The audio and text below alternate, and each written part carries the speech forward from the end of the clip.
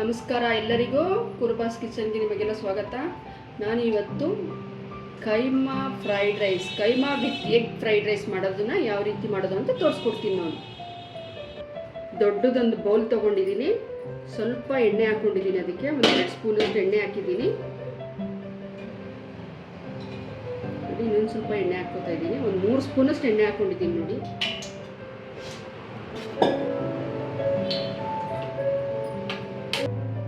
ನೋಡಿ, ಇವಾಗ ಕೀಮಾ ಇದನ್ನು ತಗೊಂಡು ಅದಕ್ಕೆ ಸ್ವಲ್ಪ ಉಪ್ಪು ಮತ್ತು ಪೆಪ್ಪರ್ ಪೌಡ್ರ್ ಹಾಕಿ ಉಂಡೆ ಮಾಡಿ ಇಟ್ಕೊಂಡಿದ್ದೀನಿ. ಈಗ ಇದನ್ನು ಎಣ್ಣೆಲಿ ಫ್ರೈ ಮಾಡ್ಕೊಳ್ಳೋಣ.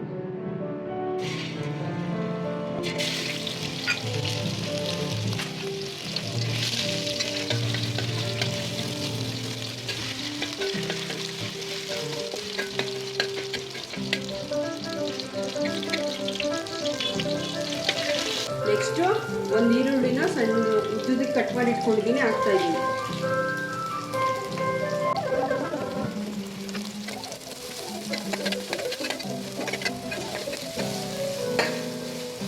ನೋಡಿ, ಈರುಳ್ಳಿ ಚೆನ್ನಾಗಿ ಫ್ರೈ ಆಗಬೇಕು. ಇವಾಗ ಇದಕ್ಕೆ ಸಣ್ಣ ಕಟ್ ಮಾಡಿ ಇಟ್ಕೊಂಡಿರೋ 2 ಹಸಿಮೆಣಸಿನ್ಕಾಯಿ ಹಾಕ್ತಾ ಇದ್ದೀನಿ.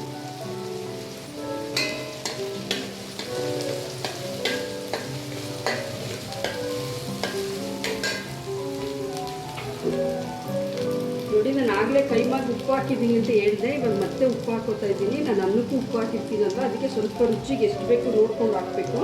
ಸ್ವಲ್ಪ ಉಪ್ಪು ಹಾಕೋತಾ ಇದ್ದೀನಿ, ಈರುಳ್ಳಿ ಚೆನ್ನಾಗಿ ಬೇಯಲಿ ಅಂತ.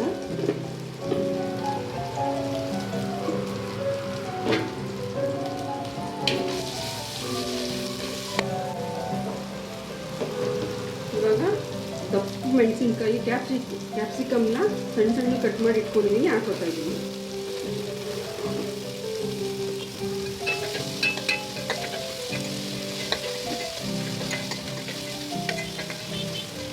ನೋಡಿ, ಇವಾಗ ಸ್ವಲ್ಪ ಶುಂಠಿ ಬೆಳ್ಳುಳ್ಳಿನ ಸುರಿದಿಟ್ಕೊಂಡಿದ್ರೆ ಅದು ಹಾಕೋತಾ ಇದ್ದೀನಿ. ನೆಕ್ಸ್ಟ್ ಸ್ವಲ್ಪ ಕೊತ್ತಂಬರಿ ಸೊಪ್ಪು ಹಾಕ್ತಾ ಇದ್ದೀನಿ.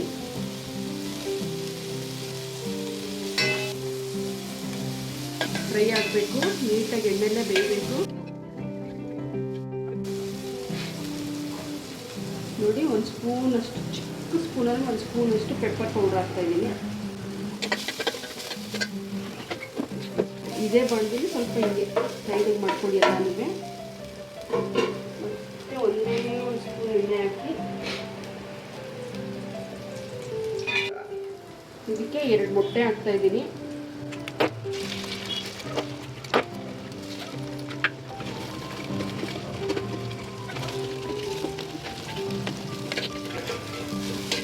ನೋಡಿ, ಎಲ್ಲ ಮೊಟ್ಟೆ ಎಲ್ಲ ನೀಟಾಗಿ ಮಿಕ್ಸ್ ಆಯಿತು.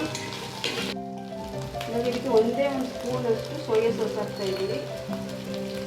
ಸೋಯಾ ಸಾಸ್ ಹಾಕಿದ್ದೀನಿ, ಜಾಸ್ತಿ ಹಾಕೊಳ್ಳೋಕೆ ಹೋಗ್ಬೇಡಿ, ಸ್ವಲ್ಪ ಹಾಕೊಳ್ಳಿ.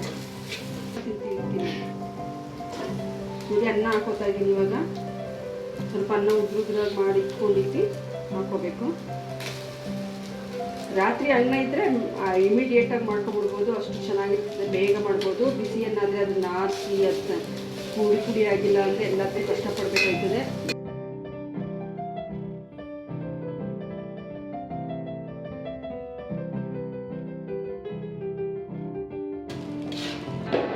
ನೋಡಿ, ಕೈಮಾ ಮತ್ತು ಎಗ್ ಫ್ರೈಡ್ ರೈಸ್ ರೆಡಿಯಾಗಿದೆ.